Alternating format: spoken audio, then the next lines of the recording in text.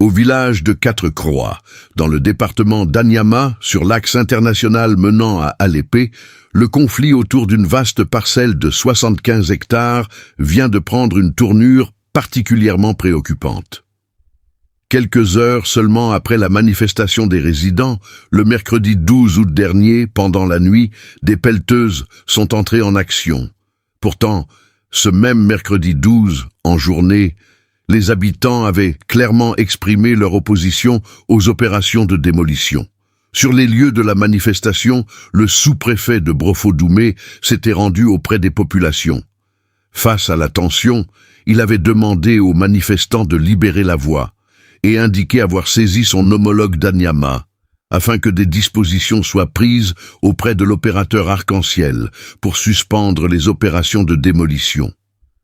Mais la nuit tombée, selon plusieurs témoignages recueillis par TM Média, des pelleteuses ont été acheminées vers le village à bord de camions porte-chars. Et au petit matin, boum, les machines se sont mises à l'œuvre.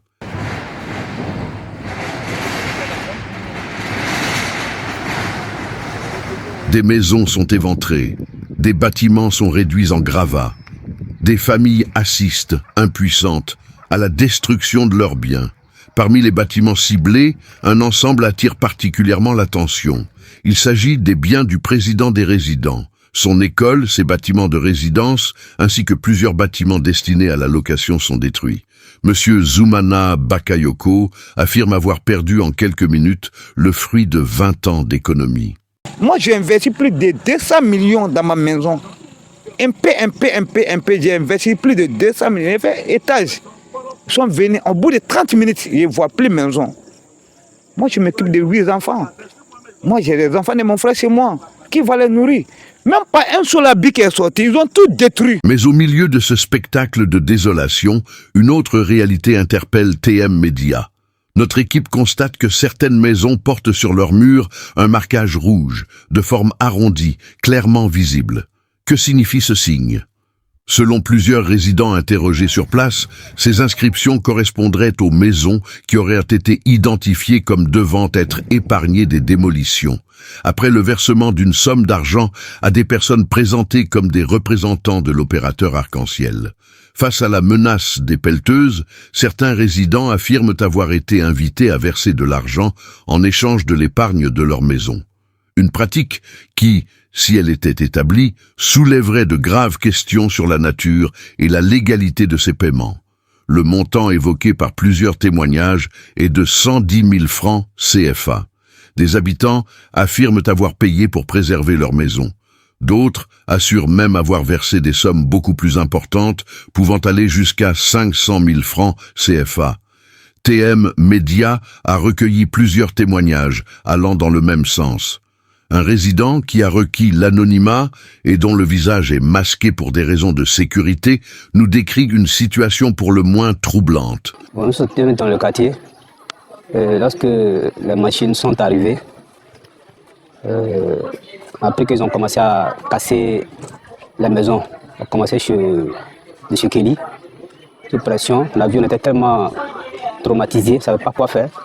Après qu'ils ont ouvert un cahier quelque part, dans une villa. En fait, il y avait 2 sites, mais c'est dans la villa. Moi, personnellement, je suis allé sous pression, payer la somme de 110 000. On avait peur, on ne savait plus quoi faire. Donc, quand on a payé les 110 000, ils sont venus avec des marqueurs, avec la timor, là, pour essayer de mettre des signes rouges dessus. Et si tu ne payes pas les 110 000, il n'y a pas de marque dessus. Quand ils vont venir, ils vont casser. Observez ces 2 maisons voisines. L'une porte le fameux marquage rouge et reste debout. L'autre, qui n'en porte pas, est détruite. Selon les témoignages recueillis, la première aurait été épargnée après paiement, tandis que la seconde, dont le propriétaire affirme n'avoir rien versé, parce que estimant être dans le droit et bravant la peur, a été démolie en quelques minutes. C'est également le cas de cette autre école, aujourd'hui réduite en ruine.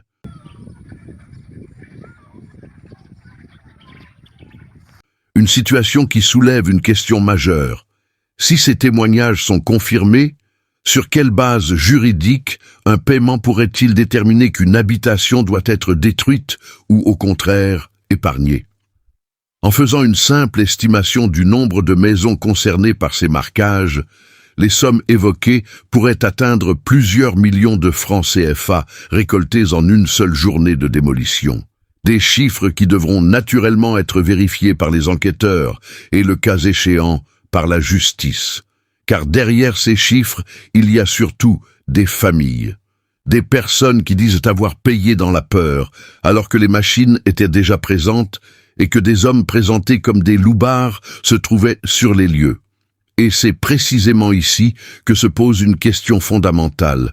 Nous sommes dans un village officiellement reconnu en Côte d'Ivoire, avec une chefferie encadrée par l'administration. Dans un tel contexte, une opération de démolition d'habitation ne devrait-elle pas s'inscrire dans un cadre légal clairement établi, avec des décisions, des notifications et les voies de recours prévues par la loi? La propriété, l'occupation d'un terrain et les éventuelles opérations de déguerpissement sont des questions juridiquement sensibles. Elles ne peuvent normalement pas être réduites à un simple rapport de force entre population, opérateurs privés et machines de chantier. Et surtout, si les accusations de paiement en échange de l'épargne de certaines maisons étaient établies, elles soulèveraient de graves interrogations. Des interrogations auxquelles seules les autorités compétentes et la justice pourront apporter des réponses. TM Média insiste sur un point. Ces accusations sont celles de résidents et de témoins recueillis sur place. Elles doivent encore être établies ou infirmées par une enquête indépendante et, le cas échéant, par la justice. Face aux destructions, les victimes ne comptent pas rester silencieuses. Elles s'organisent. Un commissaire de justice aurait été sollicité afin de procéder au constat des dégâts et aux éventuelles significations nécessaires dans le cadre des procédures judiciaires envisagées. Selon les éléments communiqués à TM Média, la justice ivoirienne aurait également ordonné l'arrêt immédiat de l'opération de démolition, estimant que celle-ci ne reposait pas, à ce stade, sur un fondement légal suffisant. Des personnes se présentant comme des agents de l'opérateur auraient, par ailleurs, été interpellées dans le cadre de cette affaire. Pour l'heure, les pelleteuses ont quitté le village. Le bruit des moteurs a cessé, mais le bruit des questions, lui, demeure. Sur quelle décision juridique reposaient ces démolitions? Qui a procédé au marquage rouge de certaines maisons? Qui a reçu les sommes d'argent évoquées par les résidents?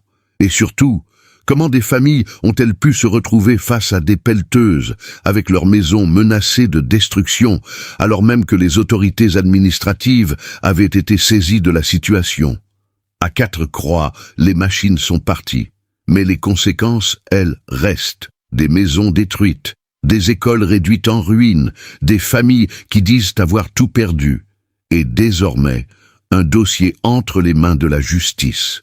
L'enjeu n'est plus seulement celui d'une parcelle de 75 hectares, il s'agit désormais de déterminer ce qui s'est réellement passé, sur quelle base légale les démolitions ont été engagées, et de déterminer si des pratiques financières illégales ont effectivement accompagné l'opération. La justice devra donc faire toute la lumière sur cette affaire. Car dans un état de droit, un conflit foncier ne peut être réglé ni par la peur, ni par la force, ni par les pelleteuses.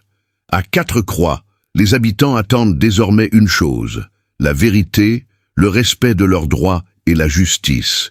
TM Média, au cœur de l'actualité, au plus près des faits.